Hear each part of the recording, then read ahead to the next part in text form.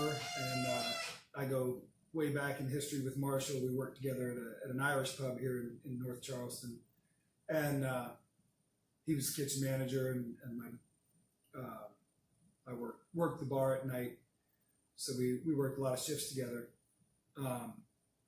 We had one particular character that would come in fairly regularly. I wouldn't call him a regular. We didn't get to know him that well, but this guy, you couldn't tell if he was already drunk or if that was just who he was, because maybe 5 in the afternoon, maybe 11 o'clock at night, but he always seemed at the same level. He wasn't sober, wasn't drunk, kind of a little bit unpredictable, a little erratic, but never really a problem, never caused a big problem. So one night he came in, and I was working with a brand new bartender, training brand new to food and beverage. So we're working together, and this guy comes in and sits down at the bar and orders a Guinness. And Johnny kind of questioned for a second whether or not we should give it to him. And I said, no, this is just who this guy is. I don't know if he had a job, was retired, what the deal was, had money, didn't have money. I said, this is just his current, or his everyday state.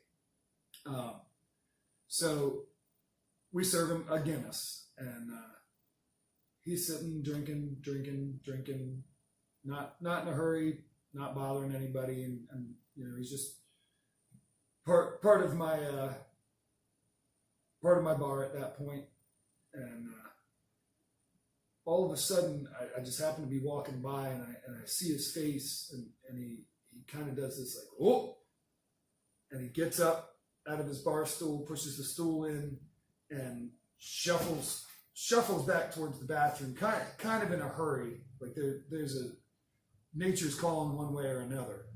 And again, I don't know if he's had 10 beers, 3 beers, you just couldn't tell with this guy.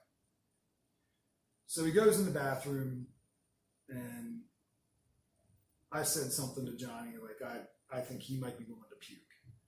So I'm keeping an eye on the bathroom while I'm slinging drinks, and Johnny's working, and we're both aware of what's going on, and kind of got a couple of minutes and worked my way down towards that end of the bar by the bathroom, and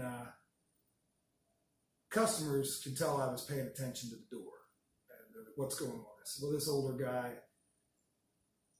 something's up. I'm just keeping an eye. I'm hoping he's not making a mess in my bathroom.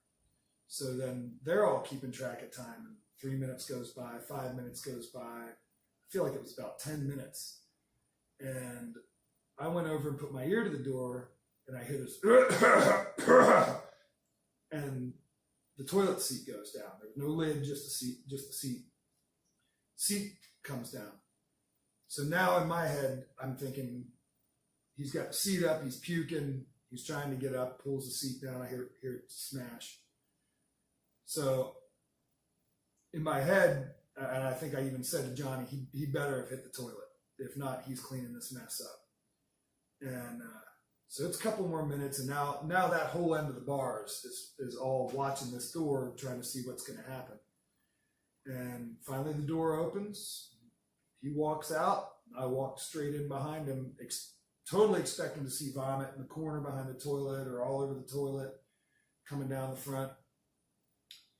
No vomit. But there is a pair of boxer shorts sitting right in the middle of the bathroom on the floor. It's just a men's room, one hole, toilet, sink, trash can. Pair of boxer shorts full of diarrhea, just laying in the middle of the floor. And Johnny's kind of lurking at the end of the bar, trying to see my reaction. And I come back out the door, and I was like, all right, new guy, get the mop, or get the broom and the dustpan. You got cleanup to do. And he's like, oh, I need gloves. He's sure it's vomit too. So I stood back to watch his face, and he just turned white and was like, oh, I can't do this. So well, you're the new guy, you're cleaning this up. So I go back behind the bar, and the old man's sitting back in his bar stool with about that much Guinness left, and sips it, pushes it forward to me, and the computer was right there with the printer. I printed his tab, slid it to him. You know, everybody at that end of the bar is watching down the bar to see what happened. They know by now that there's shitty underwear in the bathroom. So I slid him his tab, and he's like, "Oh, I'll take another one." I said, "No, you're actually done. I'm closing you out." Trying to keep it somewhat quiet. And I'm mad, also a little bit amused that Johnny's got to clean this up. So I slide him his tab. He says, "Oh, I want another beer." I said, "No, I'm going to close you out." "Well, I'd like another beer." I said, "I'm going to close you out." He says, "Well, what's the problem?" And I said, "I just saw what you did to my bathroom." And he kind of looks around puzzled, like, what's he talking about? What did I do to the bath? Oh, like he forgot, like he legitimately forgot for a couple of minutes. And it wasn't so much a look of shame. It was just yeah, I did that. And so I slid him his tab, and he starts fumbling through his wallet, and I can see like 4 or 5 times he goes past this credit card. He's like, "Oh, I don't know what I did with my credit card." And I'm like, "Oh, there it is, there, right there." And I'm about at the point where I'm going to reach for his wallet and just pull it out. And he finally fumbles into it, and so he hands it to me, and I turn around and swipe the card, and he says, Do you like college football?" And the receipt's printing, the credit card slip's printing, and I just looked at him and I said, "Look, buddy, we're not friends. This is not, we're not friends. And you just made a huge mess in my bathroom. So I need you to go." And he's just stalling, trying to talk about stuff, and I finally said, "Out, get out, go." So Johnny cleaned it up. He was kind of dramatic about it. And it was over in my head. This guy's never going to show his face again. 2 nights later, Johnny and I are working again. Guy comes in and sits down at the bar, and I said, "No, actually, when I told you the other night you were done, I didn't just mean that night." I said, you left shit underwear on the floor." I said, "You didn't even put it in the trash can." Like, I might have missed it for a minute. I might have gone in there and not realized anything had happened. But no, you left it laying on the floor. And he said, "So I can't come in here anymore." I said, "No, that's it. It was a good run, but you're done."